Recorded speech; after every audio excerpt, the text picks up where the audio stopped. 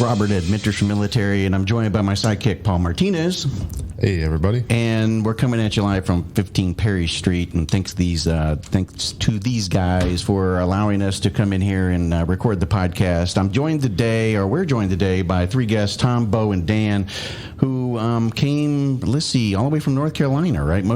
Two of you. Yeah. I came from Omaha, Nebraska. That's right, yeah. I really came down. And the worst part of this is that you brought me to the regional satellite office for my work. So I'm in the conference room right now that I have to work in, and this is how much I love you guys. That's a weird coincidence. It really, he said, like, we're going to 15 Perry. I'm like, in Noonan? He's like, yeah. And I'm like, the White Brick Conference Room. He's like, yeah, how'd you know that? I'm like, because I work out of that like once every 2 months. It's a great facility. It is. The people are really good to us, and you can't turn it down. It's a great place, and if we could convert this thing and they'd let us do it, I actually asked them we have a new sign and stuff, and so I asked him if I could hang it. He said, yeah, don't push it. Yeah. Be great if we could do it. So maybe what we're going to start doing is give you guys a little bit of a chance to do an intro, say your name, something like that, just so that people get used to your voice, and then we'll start rolling. All right. Well, since I was talking already, my name's Tom Amenta. I was a member of the 75th Ranger Regiment for a while, 2 combat tours to Afghanistan, 2002, 2004. Got my degree in political science. Then I was one of the founders of the military lifestyle apparel company, Ranger Up. Did that for a while, did Range 15, the all veteran-produced movie. From there, started working in safety and security and sales and marketing. Then Dan and I actually served in the National Guard, who you'll hear from here in a second. And so about a year ago now at this point, he told me he had this great idea for a piece of veteran content. And my first thought was, oh, great, here we go again. Because I have sort of this Godfather crusher of hopes and dreams for things like that. But after about 5 minutes, I got super, super excited. And that led me to work with him and Beau on our book, The 20-Year War. Awesome. And I'm Dan. I also served in the 75th Ranger Regiment. However, I deployed multiple times. Thanks, buddy. Appreciate you. No, I deployed 6 times, 3 times to Iraq, and then 3 times to Afghanistan from 2006 to 2012, and then moved to North Carolina, went to school at Appalachian State University, got a few degrees while I was there, started up a few degrees, yeah. Like 6. I got 3 degrees while I was there. And started up a solar car racing team that's been very successful internationally, racing against cars and other teams from around the world. Solar car. Why have I not heard of this? Yeah, it's very cool. I'll show you some photos. It's pretty awesome. They actually just raced this summer, and I'm incredibly proud of them. They placed first place. Wow. Yeah. So, but did that, got an incredible opportunity to get a job in Raleigh, North Carolina, and then decided last year to start this company, United Valor, and first project is this book, The 20-Year War, and the rest is it's a very short history, but the rest is history.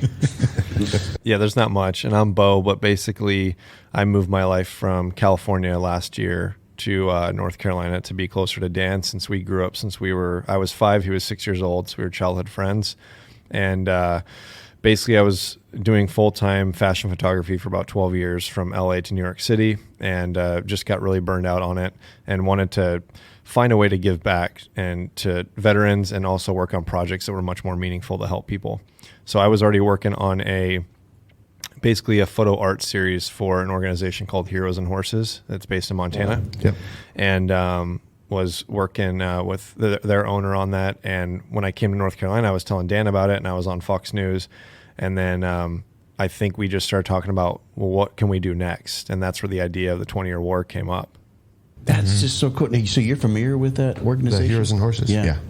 Paul's really big into I like horses. Equine side of things, especially the veteran. Have you've ridden with those guys up there? No, I haven't ridden with them. So I used to work on a lot of outfits that were in like Northern California, Texas, Arizona, Colorado. My family owns some horse ranches up in Montana, but I've been wanting to go up there and meet up with them and possibly do that 300-mile journey with them. Yeah, that'd be cool. That'd be really, really cool. Yeah. The fact that you guys are doing this as a way to give back is what's nice, because that's the same reason why we got in it. We talked about it on the phone, And, there's a number of reasons why people create podcasts or, write a book or sometimes, other things and stuff. But, when you do it and you're giving it back and it's really your passion and a way of trying to share other people's stories, either through the written format or through audio, and you're doing it for the sole purpose of really trying to help those who are listening or reading your material, to me, it's really powerful. There's a big message there. We had a guest yesterday, Jeff, who wrote a book, and it wasn't like, he mentioned afterwards, he's like, I'm not going out there to write this book to make a lot of money, because first off, you don't make a lot of money writing a book. No. And but he says, it's more of just the message, and I'm hoping that it helps somebody out there. And then, from that, whatever comes of that organically is great, but, Yeah. Well, that's where Dan really sold me to come in on this, is he was like, World War II veterans, Korean War veterans, Vietnam veterans, they didn't tell their story until the end. And right now, less than 1% of the American population, according to the Veteran Affairs Administration, has served in the GWAT for 20 years. And these stories, we can't let them not only get lost, we can't let them get buried. And we need to tell the authentic story. These narratives of either we're superheroes that throw pitches out at ball games, or we're broken from PTS, or we're just vet bros with, snowflakey personalities. Like, no. We've got to actually tell the authentic story of who veterans are. And especially with Beau being such an amazing photographer and being able to capture what these men and women look like right now is so powerful. And it was why the book, being a huge coffee table book, to the point where I actually finally saw it, like right when we sat down, and literally just gave the book a hug. I wish I was not that geeky, but I did it, and I'm going to own it because there's a picture. But it's so powerful, and it's just a great, like you said, melding of those mediums to say, this is the story and this is actually who we are, and that's a message I think that the world, with no exaggeration, especially this going on now, the world needs to see right now. Even like time and stuff, I don't think that they really did these types of things for many, many, many years after wars. Like Vietnam, it was mainly because of, how it happened, how the country felt about Vietnam, that we shouldn't be there, and, the media and how they were presenting it. So, of course, no veteran wanted to stand up and say, hey, I was a Vietnam veteran, in a way in which they could be targeted or whatever. In World War II, it was a bit of the silent generation, and they wanted to also keep very quiet and personal for just reasons of combat, and they didn't want to talk about it in all circles. Very small circles they would. Yeah. So the fact that you guys are getting ahead of that, and like putting, allowing people, they've got to, even like in this type of setting, they've got to be very vulnerable. Yes. And in this here, it's the same. It's just a different platform, but they've got to be, in the book, very vulnerable. Well, to Tom's point, like you're saying, like, I know I experienced to where I didn't want to share my story. I didn't want to necessarily get it out there. Like, I wasn't telling anybody about anything that I experienced. And I know there's countless veterans, probably a vast majority, who don't want to tell their story. But it's incredibly important, not from only a historical perspective, just to get, make sure the things that were experienced on the ground are told from a first-person perspective, not a high-level, this is what happened and why units were moved from this place to the other, but, like, what was the experience like on the ground? We need to tell the stories now. Yeah. But then the other piece of this is there are too many veterans who don't want to share their story, and then everything that's going on, and I hate this to be the thing that's talked about all the time, but PTS and suicide rates and all that kind of stuff, I really think it's because people are staying to themselves. They're not getting out there. They're not talking to each other. They're staying disconnected. And so having that open platform and that open dialogue, not just with fellow veterans, but also civilians as well, and just say, hey, here's my story, here's how you connect, with the veteran community. And that's kind of the conduit. That's why we created this book, to really open that dialogue and say, if you want to learn and experience what it's like to be a veteran, especially over the last 20 years, read these stories, hear from these men and women who have served, and so that you can really understand and get the gravity of what 20 years of war means, but not just from the combat perspective, what people have done in transition and who they've become and why, veterans, honestly, in my perspective, and I think a lot of veterans' perspective, and a lot of people who probably don't realize they're talking to veterans, they end up being incredible leaders in their businesses, their communities, their families. Some may never know. They just never know. And that's also the incredible part about the photos, because if you were to put all their photos on the wall and not know any context behind the book, you just saw the photos, you would think we were just taking photos of everyday Americans. Yep. You wouldn't know we were taking photos of veterans. Well, in one of the points that we've been talking about with sort of the past meeting the present, less than 1% of the American population served in the past 20 years. When you look at the numbers of eligible males, I know I'm shifting statistics a little bit here, but when you look at the number of eligible males for World War II, it was roughly anywhere between 20 to 22% of the population, depending on how they looked at it and how they defined eligible. That left these groups, even if there was only, Bill and John were in one town, and then the next town over, there was Frank and, Buddy, they still were able to get together. There was still enough of sort of a grouping. You saw that in Korea too, especially because World War II and Korea ran into each other so much. In Vietnam, you still had a lot of that, and people really having that. Our generation of veteran it's such a tiny population. It's so hard for us even to just get together. And that's, when people ask, well, why is the VFW or the American Legion, having issues? It's just, I think it's a question of scale, which breaks my heart, and I think it's unfortunate. But that's the other reason where, when I talk to veterans and, I'm mentoring them as small, want to be small business or whatever, and they express frustration, I'm like, listen, you are one of the smallest minorities in the United States. It's on you to explain to people who you are, not the other way around. And yeah, that sucks. And I'm actually sorry that that's how it has to be. But you have got to be able to step up and say, I'm adaptable, I'm intelligent, I'm capable, I'm hardworking, and I work well in a team. And that's what you're getting from me, not these stereotypes and not these things that you've been seeing over the past 20 years.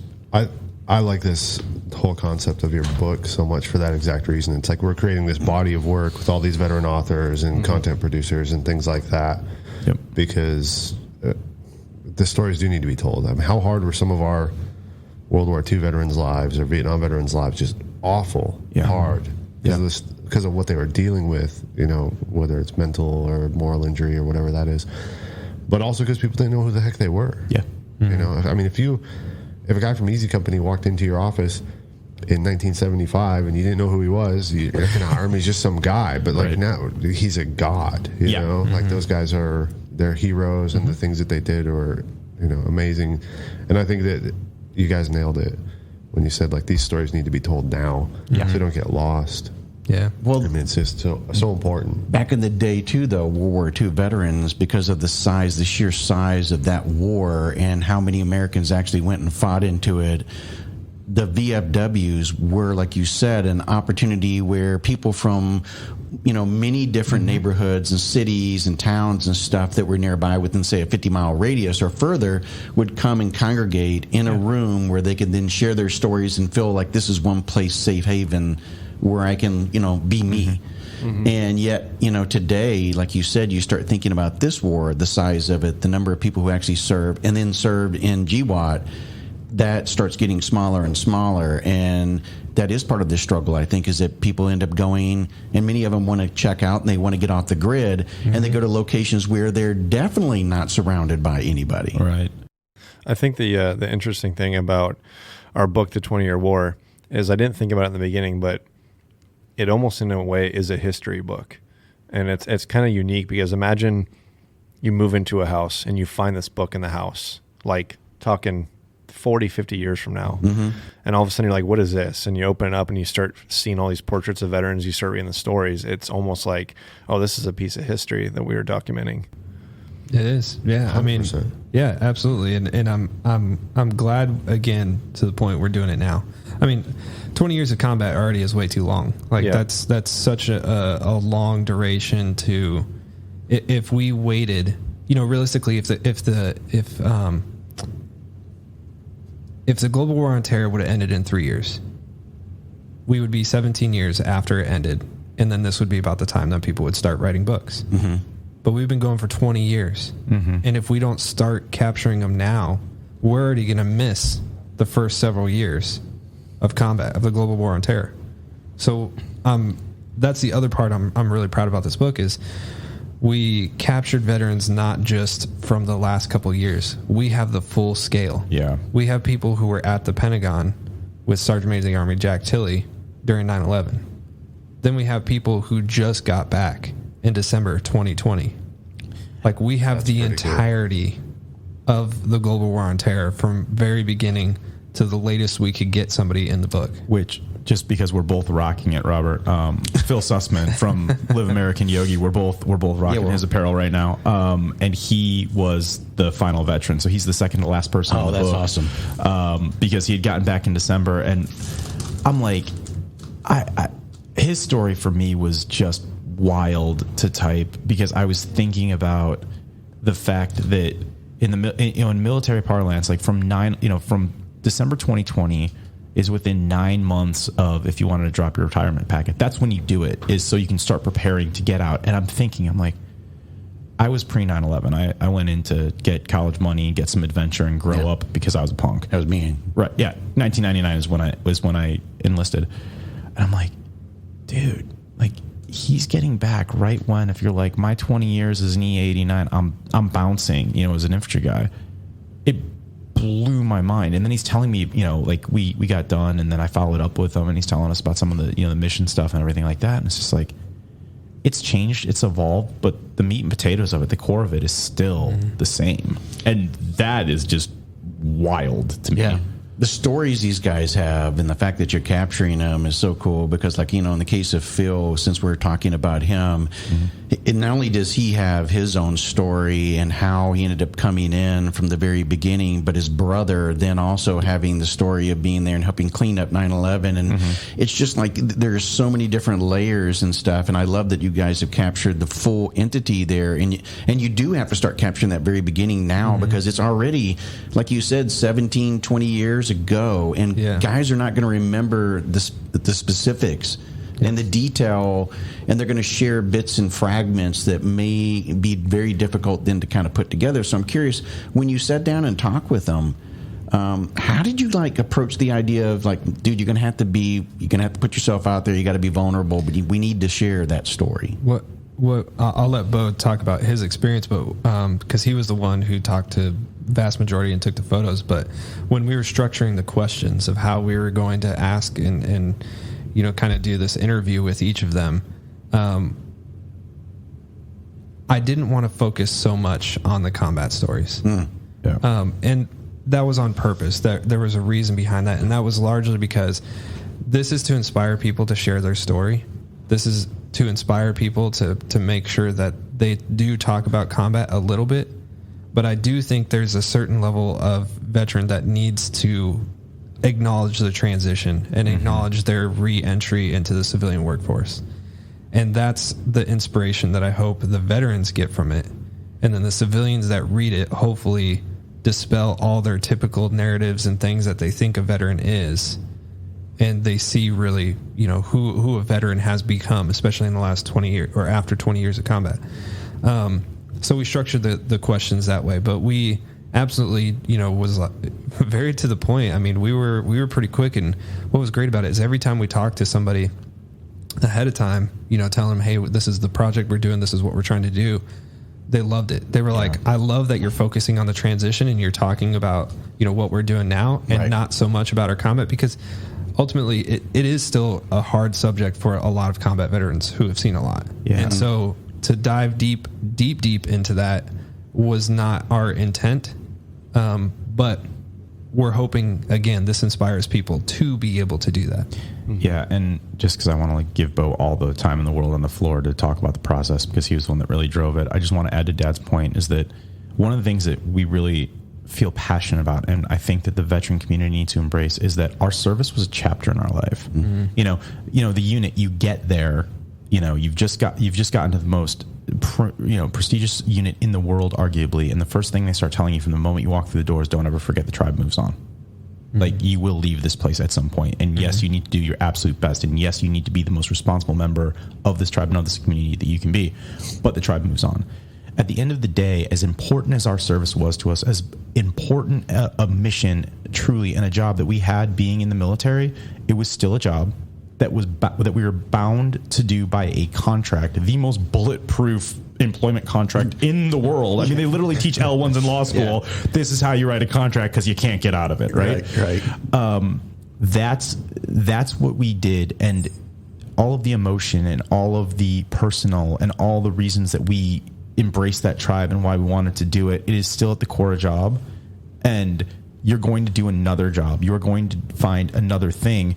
And I really think that's one of the strengths of how we set it up, because it's who are you and what inspired you to serve, a brief sketch of your service so people have context, what your transition was like, and then what are you doing now? Mm-hmm. Because that's how, at least in my mind, and why I think the true power here and why I was so excited when Dan was explaining it to me, is that that's who you get to see. It's like the society has chosen to embrace us for this job that we did and embrace us for defending this nation and stepping up in the past 20 years. But we're still doing it. We're just not doing it with a gun in our hands. We're doing it as a business leader. We're doing it as, someone who's involved in the community, who's giving back. We're doing it in 71 different unique ways with 71 different routes into the military and out of it that you're going to see in the book. And those are the stories that we collected. There's tens of thousands. There's literally millions of those stories floating around the United States right now. And the goal is to show and to capture that. Mm-hmm. I think, to kind of wrap up what you guys are saying, I mean, you guys nailed it. But basically, when I was traveling the country, I drove across 42 states. It was a little over 16,000 miles in about 2 months. Oh my God. But I crossed the country, I think, 4 times total, and interviewed 71 veterans. But I noticed that it was kind of crazy traveling and meeting up with them, but we did have a lot of structure with the questions. So that's what kind of helped each interview flow naturally. And it wasn't so much like a pressured, like, oh, I got to think of a random question to ask you. It was very structured. I basically showed them the questions before we met, so they kind of had an idea of what they were being prepared for. They could process it. Exactly. And like Dan and Tom said, like nothing was very super deep or uncomfortable. It was more like, how many deployments did you do? Where were you at? What missions were you a part of? Okay, now let's talk about now. Like, and that was the majority of it. And then when I was capturing their photos, some people are a little more photogenic than others. Me being a photographer, I hate having my photo taken. I'm just one of those people that doesn't like it. And but everyone did really good because I would try and capture them off guard. Like I'd maybe position them in a certain area, or we'd sit down in their home or in their workplace or outdoors, and I would either capture them kind of doing something so they weren't just standing there with their hands in their pockets, or it was more just kind of the moment. I mean, we have a couple portraits of people that didn't even know I was taking photos of them at the time, and those were like the best ones that came out. Well, and to Beau's point, I mean, he shoots on medium format film, so it's a few shots and that's it. Yeah, you got to really capture that moment, and the fact that you'll see through the book, and you would think, he's shooting off 100 shots, right, in one and blur. just like one blast or something to capture that moment. No, this is film. So I'll bust his balls a little bit, because there was one day that we went to somebody's house, and I'm not going to say who at all, but he had 3 shots in his camera left. Yeah, that's it. That's it. I know film, and we had to get 3 shots, and I was like, Beau, what are we going to do? Is there a film store nearby just in case we don't get it? And he was like, no, man, I'll get it. Don't worry. And I'm like, man, I don't know what to say right now, because if we don't get this in these 3 shots, we're kind of screwed. And this is a guy who has a big name. We're not going to say who, because I don't even want him to know. I haven't heard the story because it would have sent me to the moon. So please don't. Well, the fun thing about that, though, is I knew in my head, I didn't want to tell Dan, but I looked at my camera and it was like, so on medium format for people listening, you have 10 shots per roll of film. It's it's back from the 60s and 70s era, but I enjoy it because it allows me to be much more like thoughtful about each shot. And I take more time in figuring out where I want to put people or the subject. So I saw that I had 3 shots left, and we were just getting in the car, and I was like, "No, we'll be good. I'll be fine." And I literally like took one shot of each person, positioned them, and sure enough, the film came back fine. But Yeah. Right. So I'm gonna ask this. I've been doing it for 10 years. I feel a little confident. Right. I know, but I'm gonna ask this because I have people around, and that's gonna put a little pressure on you. Were you really that confident, or was this just you just living up to the special ops mantra of "F it, we'll do it live"? Both. Fair enough. If I'm answering honestly, there's always, I can never be too egotistical and being like, oh, I've done this for 10 years, nothing's going to come out bad. Because I've had rolls of film come back. My sphincter would have been like so tight. You know what I mean? Well, the problem is too is that sometimes the good thing is I trust my lab that I send my film to because they always do a great job, and they're based out of California, and I've been with them for 10 years and they've never messed up rolls. But sometimes if you send film to certain labs, they can come out bad. And then you're like, well, you just fucked up a whole project. Like now I got to go out and reshoot it because it came out bad. Yeah. And the other thing is, I'm thinking about this in the context for me personally, because this is the first time I've heard this story, is the lighting was awful in my apartment when he took my portrait. It was bad. He shot like 6 of me because he knew that he had to really, he wasn't exactly sure exactly how to do it. So I'm hearing this going, wait a minute, you just rocked a 1-to-1 when you took 6 of me. Like, and to give you the conditions, they were not perfect. They were not, the weather wasn't great. The lighting wasn't great. The area we were in was not great. And so I'm just like, I think Beau was okay. I'm sweating bullets because I knew about this, and I was like, "Oh my god, if we don't get this!" I mean, if the person's eyes are closed, if they're, so many things, could have gone wrong. Well, usually it's kind of funny because if I position somebody there, I don't really count down for them. I just stand them there, and right when they look at me is when I shoot it because I know they're not going to blink that second. Usually, most people hold their eyes open for about 4 to 5 seconds before they have to blink. So I learned a few things from him. And that was one that I was like, dude, that's brilliant, is to get somebody positioned and then be like, all right, look here, and then snap it. Like basically right away. Yeah. And I was just like, yeah, that's brilliant because you get the moment, or you get a moment where people aren't preparing. They're not like trying to fake a smile or something like that. You know what I mean? It's very much in the moment. And then you don't get the blink or anything like that. I was like, dude, that's... But think about when you take a family photo, the longer you're all standing there, the more awkward you get. Because you're like, have you taken it yet? Are you done? So like the second you get it the fastest, it just shows authenticity. So I went with Beau. Tom went also for a short duration, but we did a Northeast trip. And the first time he was taking photos and he did that, he was like, all right, I'm done. I'm like, that's it? And even every veteran would react that way too. Be like, wait, we're done? That's it? Yeah. And he's like, yeah, that's it. I would call each veteran and be like, I'm going to be here at this time at your house. We'll sit down, we'll do the interview, and then I'll take the photos like, second. And I think the interview took much more time. That would take, the interview would be about 15 to 30 minutes. Sometimes I've had people that wanted to talk for an hour and give their story. And I wanted to allow as much time as possible for these people to share their story. I didn't want to cut them short. I wanted to like fully enjoy being present with them. But the photo aspect was like 2 minutes. It was like 2 to 3 minutes where I was like, okay, cool, I got it. And they're like, I hope you got it. Yeah. And then literally I would send them their photo after and they're like, oh shit, like you did get it. Yeah. I've seen photographers do this and you know which ones are the better ones because the ones, we're talking about, okay, look this way. And then they're taking bursts and everything. But then you have those that just go, all right, look natural, whatever. And they just take a couple shots and then that's like it. And they come out amazing because, again, they know, like you said, they know when to capture it, how to capture a specific look that they know is going to turn out right. And the lighting is a certain way. They already figured all that out. It's just that professional. I mean, how many years did you do this before leading up this? You said 10. 10. Right. Yeah, just a little over 10. So, 10 years of doing, professional photography. That's a lot of photo taking. Yeah, in total it's been about 14 because I did digital for about 4 years and then I switched to film and did that for about 10. But what's interesting is now that it's reprogrammed me, like we might have a project coming up as a team that we're going to be working on where I have to shoot digital. And I'm like, I really don't want to because I'm so used to film, but I understand that these photos have to come out like super fast. Like we need to get them out that day that we're shooting the project. But even with me shooting digital, I'm still going to be programmed to maybe shoot a few photos at a time rather than bursting like crazy.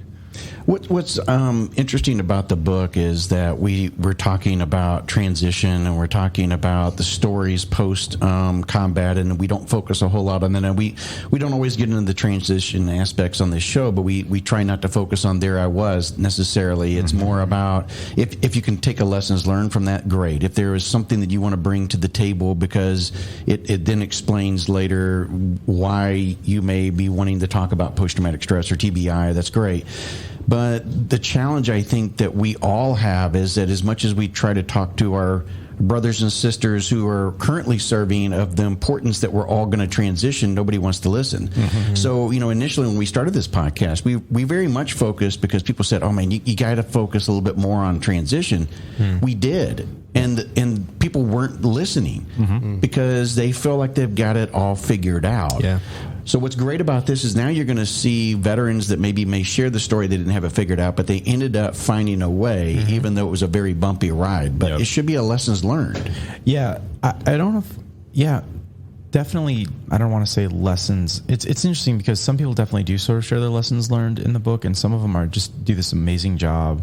Because Beau would capture the audio, and then it was my job to take these audio files and be sort of the first editor of just to clean it up, to get it in, one, into the story format, and two, make sure that it had a flow to it. Which as we're talking and you're hearing me mumble and blather on, you can understand that was in the audio a little bit. And that, at least for me, that's where I came in, and that's what was so hard for me. And there were times where there was a couple of files I immediately called Dan. I'm like, hey, can we use this? Or is this person, are we sure this person's comfortable sharing how raw this is? Because I don't want to do someone dirty, or they said something in a moment and then they thought about it and they want to walk it back, and at every point they're like, no, go with it, no, go with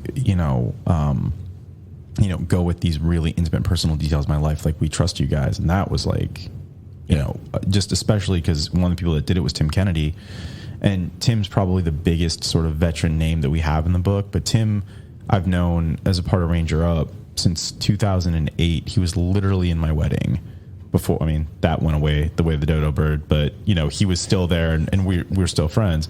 I mean, I could lie about it, but like, what? She's not in the picture anymore, right? Like, so it's I've gotten used to having to be like, yeah, so he was there, but she's not anymore, but he's still there. Well, at least you still got Tim. Yeah, that's the important part. It's true, and a couple of people have actually. It's like, oh, so is he like you? I'm like, no, Tim's wife is one of the sweetest, nicest, kindest people on earth until you do something untold, and then Ginger will let you know in a hurry. I love that woman. She is the most amazing people on earth.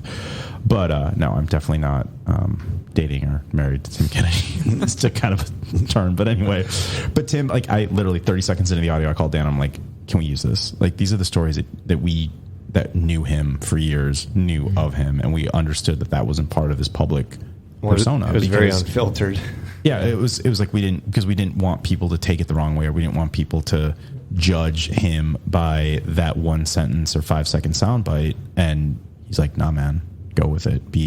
I'm ready to tell my story. And he's also working on a book right now, and he's also definitely much older and more mature. But that is that fingerprint is all over this book, to your point of we've learned like what we thought our transition was gonna be like and what it has become. There's a lot of those that I've learned, and I am also not just solely tied to my identity as a veteran. You see a lot of that in the book, and there are a couple of people that are still struggling to find that balance. I think that's a pretty fair statement. And we try and just capture the authenticity of the story, but you do get that gamut going through it.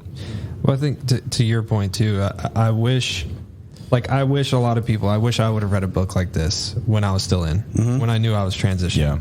And I do hope a lot of active duty service members, even people in the Guard or in reserves or whatever, read this book, because there's nobody you serve with who's transitioned 99.9999% of the time. There are a few fringe cases where somebody got out for a period of time and then came back in, but very fringe few cases.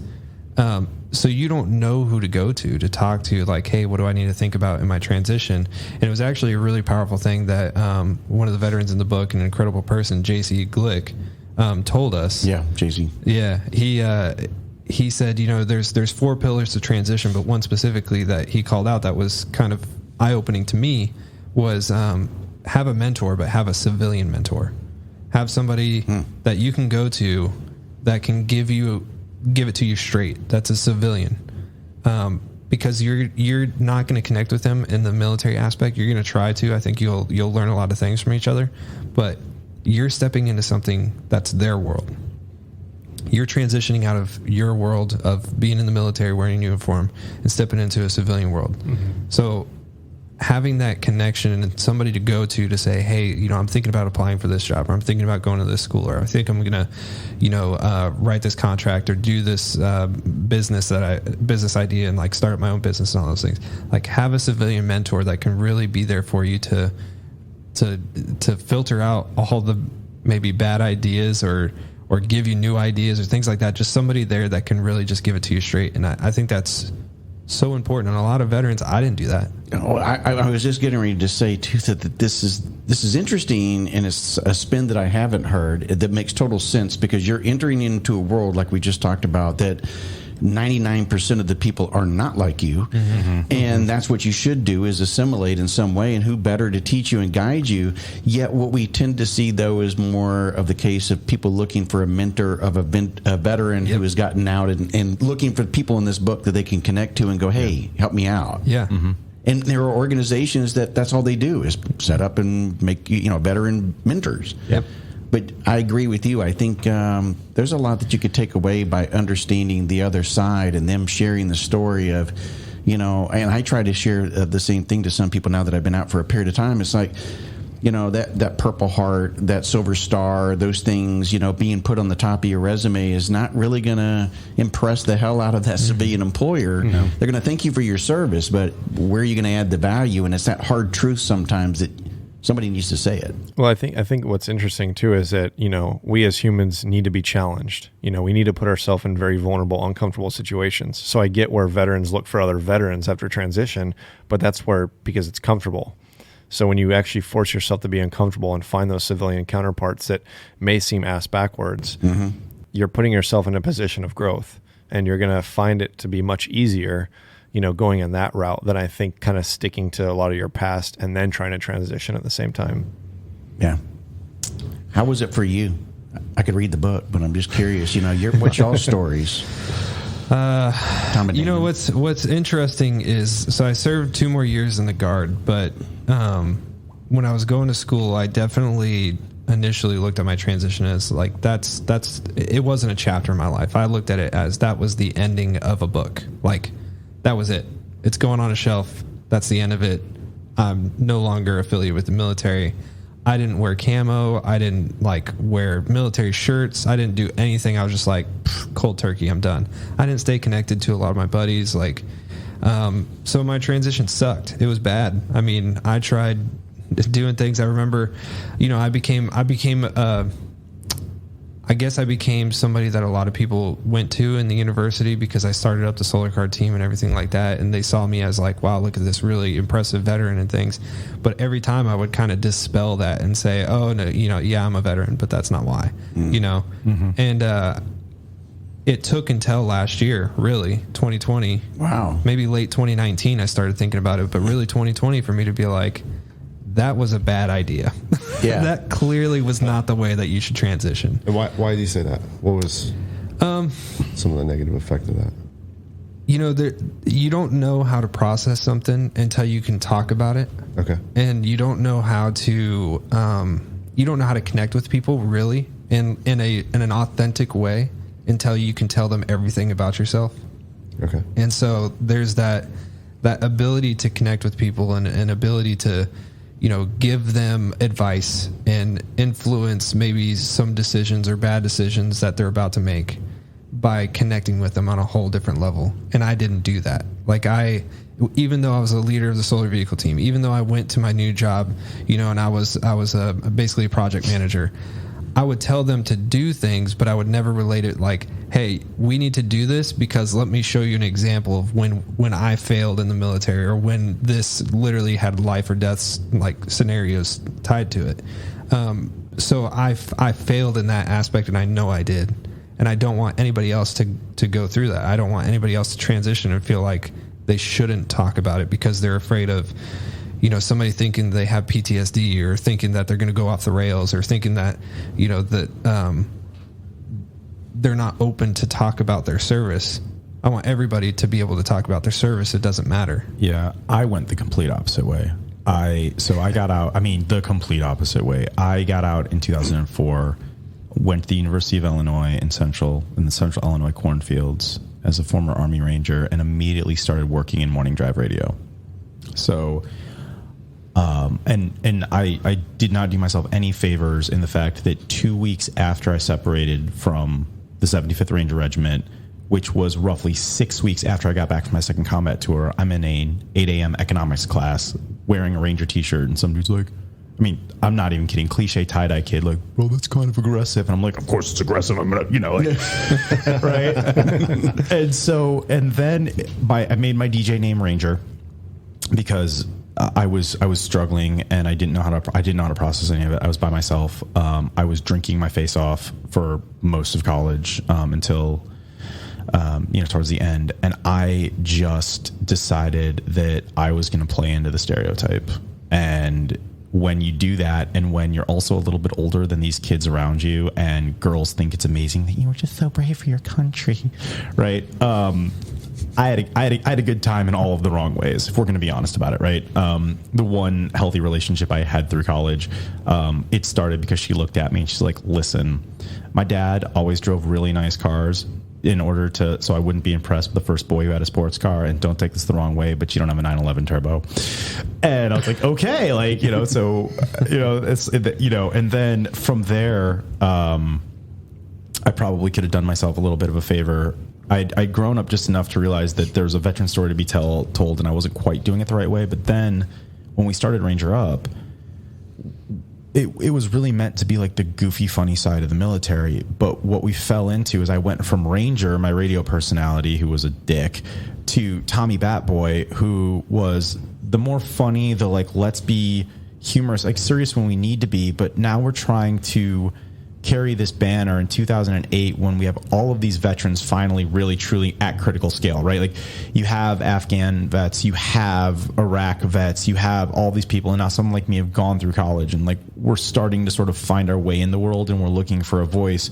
And so now we're on the leading edge of not only veteran lifestyle, but this whole influencer culture. It's, to this day, I don't know if I'm being as honest as I can be, I don't know if I'm super proud of, I guess it's a mix. I'm really proud of being able to say that I was one of the first veteran lifestyle influencers before that was even a term. And at the same time, I look back and I'm like, man, there are so many do-overs. There's so many mulligans I want on that. Mm-hmm. Because you just don't know, especially when you're in the middle of it. And so you take that all the way to Range 15, which is a project I am so incredibly proud of, but had so many unintended consequences, especially being released right before the 2016 election, and just the way that I'm sorry, I'm just going to punk them out. The way the airsoft culture that never did the work to understand what it means to be a veteran and what it means to serve just co-opted all of that. That's really where you see that geometric scale of it. And so that I just got caught in that vortex for so long, where it was like I was always trying to promote something, whether I was trying to promote my show, whether I was trying to promote a t-shirt, whether I was trying to promote a cause. And we lobbied, we'd go to Senate committees for the first 3 or 4 years at Ranger Up and lobby. I've got one of my best stories ever is they forgot to turn the pulpit off, the microphone. So we're in this big Senate committee, one of the big antechambers, and everyone was talking at it or whatever. And then they'd rolled in the tables with all the beer and the snacks and everything, and for the mixer. And I've got a picture right before I do this. I grabbed a Bud Light just because that was the beer. I put it down on the dais. I put my hands up there. I'm in a suit, super whatever, and I just boom out, "My fellow Americans," and because it's got the mic. I used my big NCO voice because I didn't, boom. I swear on my combat scroll, John McCain and his senior aide is walking out of the room right as this is happening, and he comes, turns back, and he goes, "You got a good voice for that. Maybe you got a future." And he keeps walking. Now I'm mortified again. The aide is running up and is bowling me over to turn this microphone off and everything. These were things that we did. And I'm super proud of that. That was great. But it was I was always doing something, and so I left Ranger Up.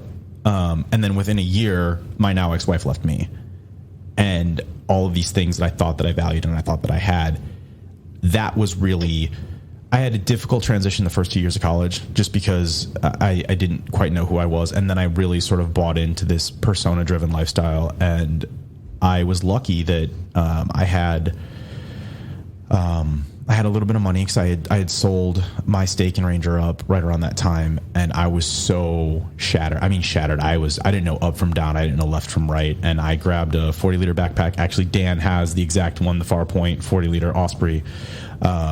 I flew into Lisbon, Portugal, and I said I'm going all the way around the world. And about 5 months later, I flew back to the United States from Tokyo, and I just backpacked and staying in hostels and stuff. And it was one of those where, at least for me, it was that, because in the military especially, you're always in motion, right? Everything. So there was this level of movement that was comfortable and very familiar of like, you just keep going. Like, all right, and I had a mission, especially through Europe, where I was blasted through like 21 countries in, I don't know, 2 months.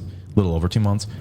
Just that movement was comfortable, but at the same time I was constantly with myself. So it's like, I couldn't run for myself. I could go to any country I wanted to on a Euro pass. I could hop a plane and say I'm going to be in place X, but I had to deal with me, and that was probably a super extreme way to sort of like refine myself and sort of get back to a place where I think I can write a book like this and tell those stories and feel like I'm doing it authentically. But I spent 15 years for, post service, just trying to live up to this persona and live up to these things that a lot of veterans try and do. And I promise you, ladies and gentlemen, if you're listening, do the work to be authentic to whoever you are and whatever your truth is, because you do not want to have to wake up one day and look yourself in the mirror and say, I have no fucking idea who I am, as you stare back. It is a horrible, horrible experience. It's so interesting that you both have very different, like you said, very different ends and stuff. And I find myself relating to your story because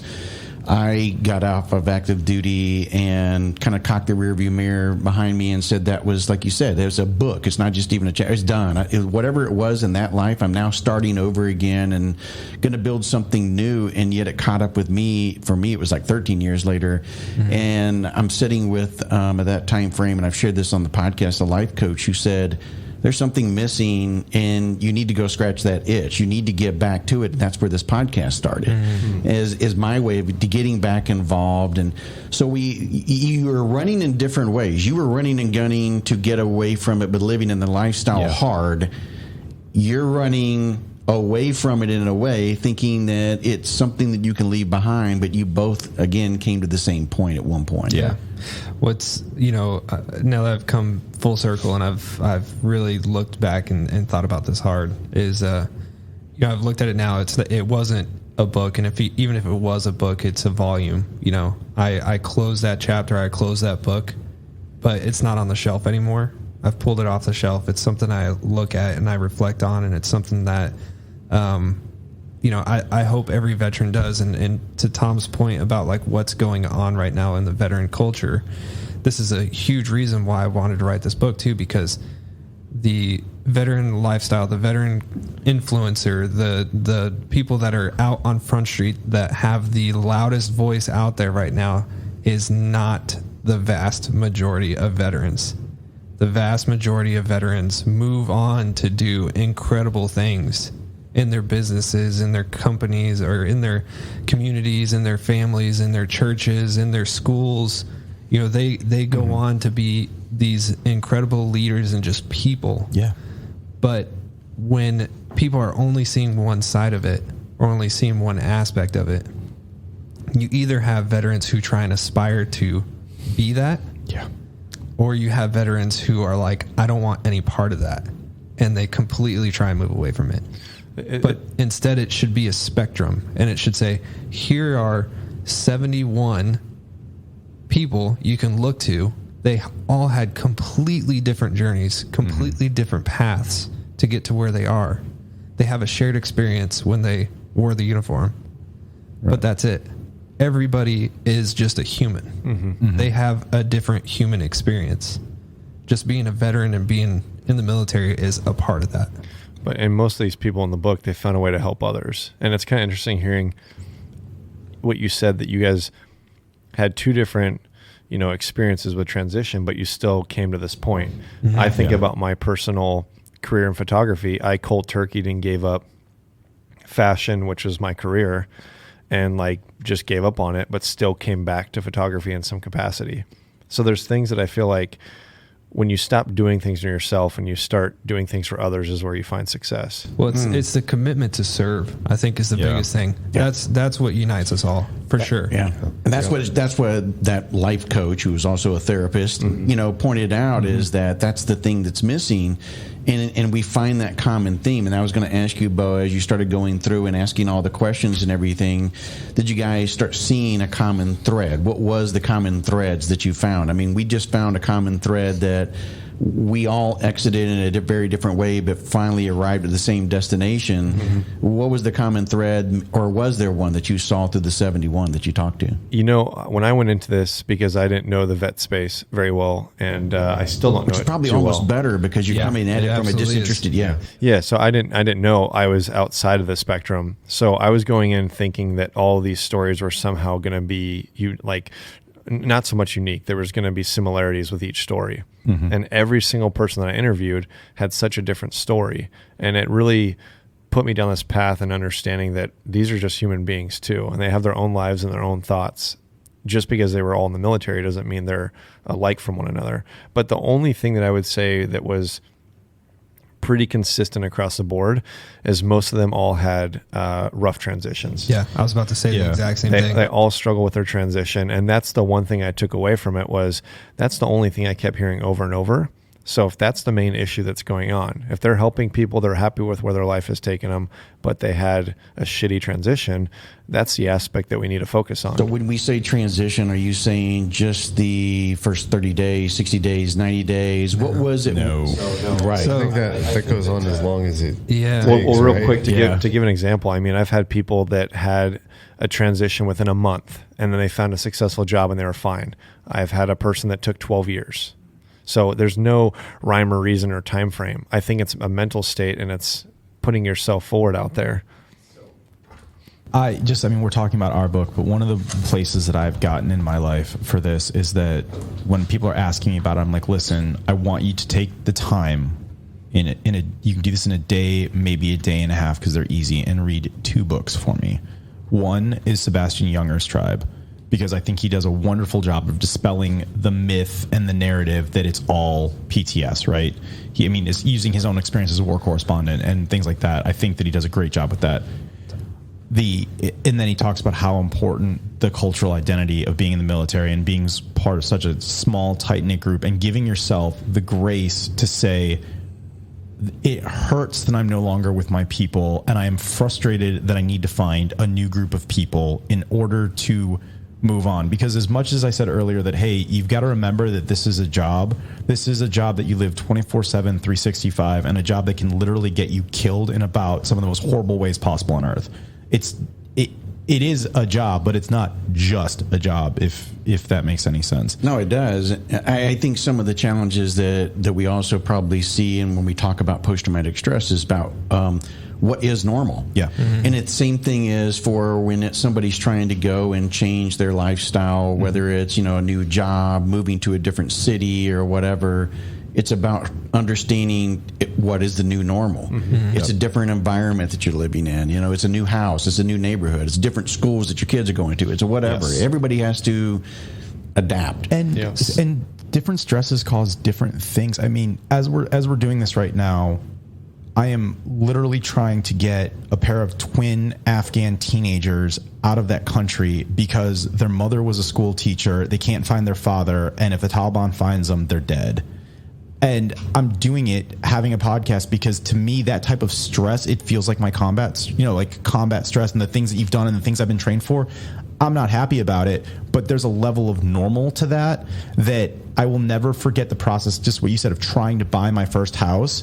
That had me darn near in the fetal position at one point, because that was a stress my body was not used to. That is something that my head, I was I'm like, why do I have to fill out this, for at least for me, just, I don't know why this keeps, kind of coming back to the legal stuff, but like when I had to at the last minute, when I sold my house, I had a complication of the other side because I was in the process of getting my divorce, and I lost my ever-loving mind. I mean, I completely went off. I'm like, this is stupid. You already have this signed contract. Well, I want another one. Like, no, I don't care. And the ladies, I mean, at one point I'm literally on the phone screaming, I will scuttle this deal and take you to court over this. And it's a nothing burger, right? I literally just need to sign something. That's it. Just we're done. And I lost it. I mean, completely, totally lost it, because that's a stress that I was not, my body was not attuned to, that I was not equipped to. But right now, being able to talk about the thing that I am so passionate about, that I want everyone to see in veterans' stories and things like that, and then at the same time doing something that I'm equipped to do, the stress of trying to help people, because that's so important to me too. Some people would completely melt down. To me, this is just what I've gone through in part of the military. And that's the second thing. The other book that I was going to say is read Ryan Holiday's Ego is the Enemy, because I think that he does a great job of pointing out that when you think that you're important, when you let your ego get the best of you, that's really when you get in trouble. And the problem with the first narrative about the American veteran, that we get pumped up so much, like, you're Captain America, you're great, you're great, you're great. We are really good at one very tiny specific thing, and depending on how you get it in your career, you can go miles of depth. No one cares. No one cares about that. Like, you've got a whole bunch of special operations dudes former Rangers in this room right now, and the thing that gets us hired and the thing that's gotten us where we are in life is that we can work really well in a team. We work really, really hard, and we're really, really adaptable. And those are the last three things that we ever try and tell someone in a job interview. Mm-hmm. And I love those two books together, because it's like, hey, if you leave this job and go to the next one and think like a day one private, every good day one private turns into a specialist really, really quick in a place like the Ranger Regiment, right? Because they're humble and they just work hard. Take that mindset. You will outperform your peers, especially at this day and age. And then remember that you lost your tribe. Like, actually mourn that. If I could go back in time, I would have mourned the fact that I didn't have that. I would have lamented the fact that I stacked too much up on me, and I probably would have taken after my first semester taken one off. I probably should have. I just wasn't ready. I was just so overwhelmed. But that's it, and again, to your point, it really is the different sort of stresses, and I think that that's the thing that we buy into our own hype, that we're so creative and that we're so adaptable and fight on to the Ranger objective, though I be the lone survivor, right? Complete the mission. And then suddenly the mission is filling out homeowner paperwork, and you're like, why do I have to sign this again? And the next thing you know, you're just freaking out. At least that was my experience for things like that. Well, thanks for bringing the book back up. I cut you off, and so I'm glad you came back and remembered the second book. And, I think that we've heard on multiple shows, veterans who have been a little bit more successful, or if they're talking about lesson learned, is, prepare and have like a 9-month or a 12-month kitty set aside that you could actually veg and just go find yourself, because like you said, that was part of the challenge is finding yourself. And so if you hit the ground running and you go right into the private sector and you start working and you're still running and gunning, you may think you got it all figured out, you got the job, you're back into the comfort zone, but yet you also at some point it may catch up with you and you realize you never really took that time to decompress. Absolutely. Well, it catches up with you, or you end up like, our grandparents said, like, just a whole aspect of their life is missing from, your family history or from.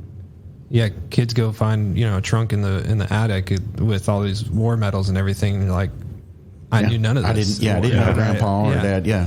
And, I had you open this page in the book because, we all did a different intro kind of to why we wrote this book. And I thought for me, it was really important to talk about the transition specifically. And to me, I envisioned the transition as kind of 3 phases. And I feel like everybody goes through these 3 phases.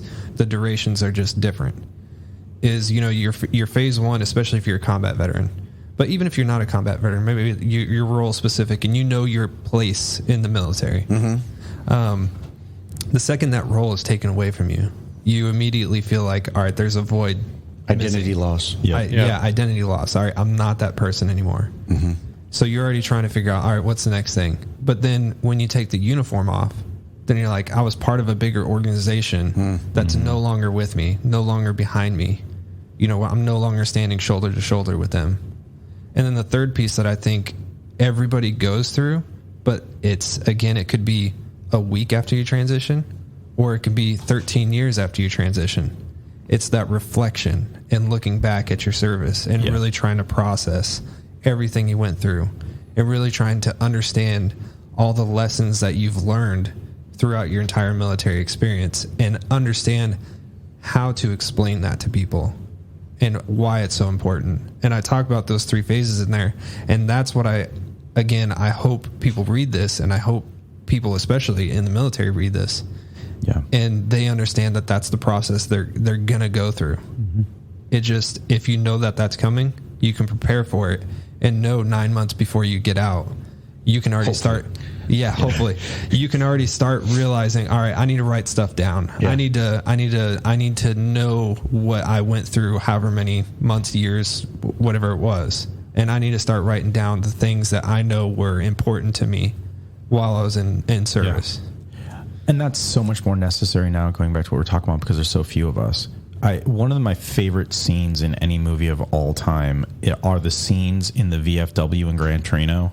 Because, Eastwood's Walt's there with all of his Korean War buddies, and they all have their shared communication, and everyone understands what that place is. It's a safe haven. And then the Padre comes in, and everyone just can't wait to just, because he's an outsider, he's an interloper, and he's trying to do the right thing. I mean, credit where it's due, but it's just, I always remember those scenes because you have this tight knit group, and it's like what you were talking about with like it's lost to family history. It is, but those men and those few women that were also doing it for nurses and stuff, they found their tribe in those VFW halls, in that American Legion post, and they kept it really tight in there.